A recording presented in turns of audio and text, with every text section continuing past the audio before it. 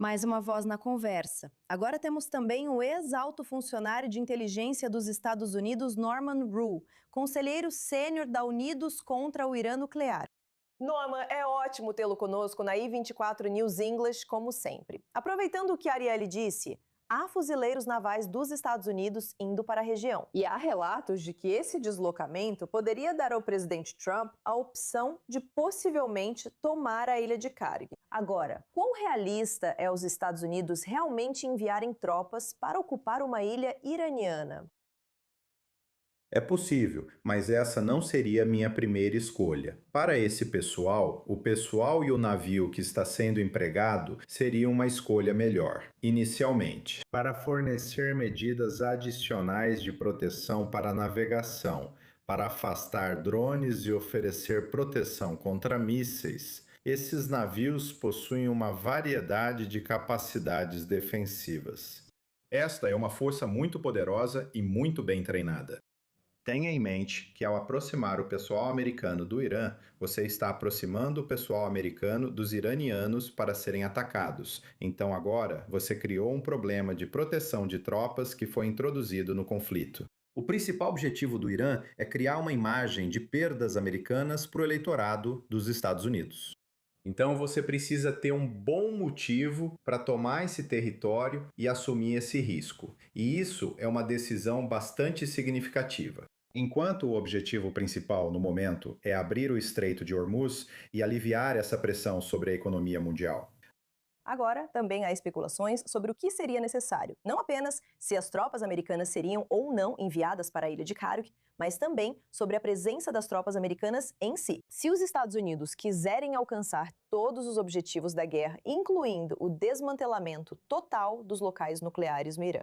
Agora, isso é algo que muitos americanos não gostariam de ver, mas se os Estados Unidos realmente continuarem com essa guerra e a concluírem alcançando todos os seus objetivos, isso é algo que, teoricamente, precisaria acontecer.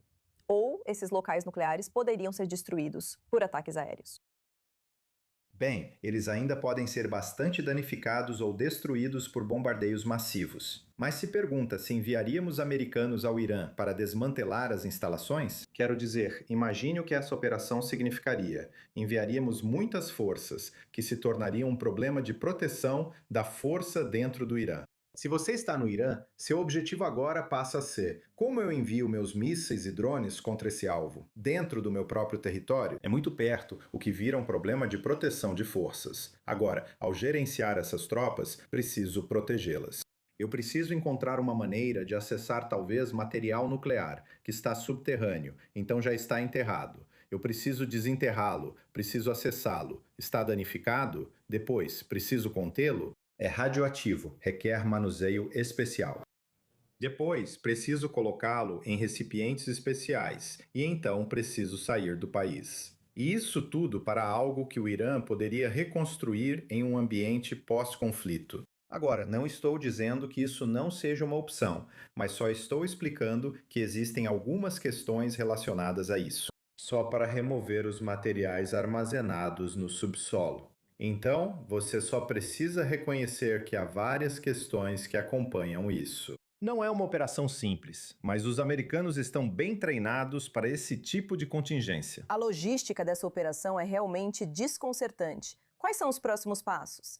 O presidente dos Estados Unidos, Donald Trump, afirmou hoje no Truth Social: 100% da capacidade militar do Irã foi destruída, embora eles ainda consigam lançar um míssil ou um drone aqui e ali. Ele disse que, em grande parte, as capacidades militares foram destruídas. Então, quais são os próximos passos das Forças Armadas dos Estados Unidos para continuar atacando alvos iranianos? A natureza da campanha militar americana é clara: será continuar trabalhando com Israel para enfraquecer a capacidade de mísseis e drones do Irã.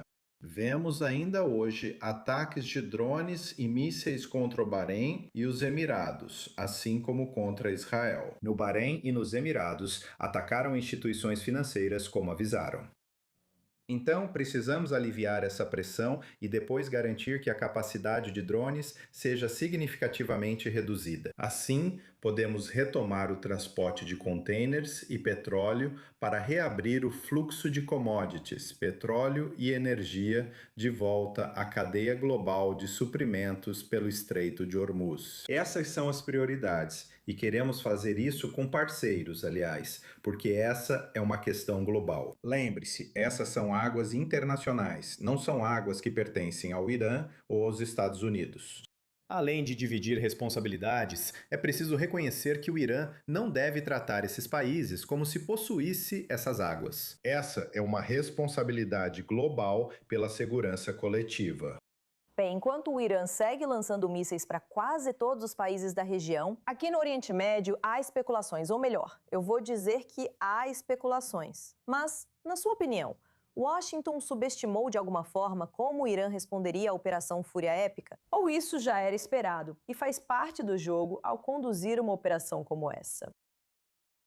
Bem, eu não posso falar sobre como Washington esperava que o Irã respondesse especificamente. Mas acho que você tem duas questões para considerar. Primeiro, você entra em um conflito com uma quantidade finita de recursos. Você precisa priorizar o que vai realizar. Neste caso, governo e Israel priorizaram liderança do Irã, mísseis balísticos de teatro e defesa aérea. Isso não é irracional, mas isso tem um custo para outras prioridades. Em segundo lugar, a capacidade do Irã no Estreito de Hormuz, no Golfo, é bem conhecida, tem sido estudada pela Marinha dos Estados Unidos há muitos anos, e contingências foram desenvolvidas para lidar com isso. Mas essa é uma abordagem programática, é uma exigência que não pode ser realizada da noite para o dia, exige que recursos sejam trazidos para a região. E talvez, então, desviados de uma campanha ainda em curso contra o programa de mísseis e drones do Irã. Então, isso requer tempo. E guerras não funcionam em um cronograma de 1 ou 2 dias ou de 1 ou 2 semanas. O presidente falou que isso pode levar mais algumas semanas, ou 3 ou 4 semanas. E isso não é irrazoável para um país desse tamanho. Norman Rule, é ótimo tê-lo conosco na I24 News English. Obrigada por compartilhar sua perspectiva. De nada. Quero voltar aqui. E